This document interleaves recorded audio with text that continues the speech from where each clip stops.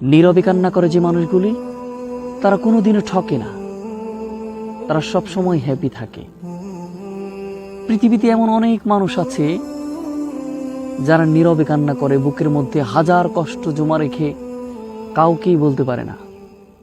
শুধুমাত্র যখনই কষ্টে পড়ে, অবহেলা পায়, দুঃখে পড়ে যায়, তখন আসমানের দিকে তাকিয়ে আল্লাহকে ছাড়া সে কখনোই কোনো মানুষকে বলতে চায় না। যারা প্রকৃতপক্ষে আল্লাহর সাথে শেয়ার করেন দুঃখ কষ্ট গ্লানিগুলো, তারা কোনোদিনও ঠকে না, বরং তারা আল্লাহর কাছে বলার পরে সে চুপ হয়ে যায়। তখন আল্লাহ বলছে, বান্দা যখন বিপদের সময় কষ্টের সময় আল্লাহর কাছে বিচার দিয়েছে, কথা বলেছে আল্লাহর সাথে, আল্লাহ বলে আমি ওই দোয়াটা আমি কখনোই ফিরিয়ে দিই না, ওই দোয়াটা আমি আল্লাহর সাথে সাথেই কবুল করে নিই। এই জন্য বান্দার সমস্ত কষ্টগুলো আল্লাহর সাথে সাথে কবুল করে তার সমস্ত কষ্টগুলো দূর করে দেয়।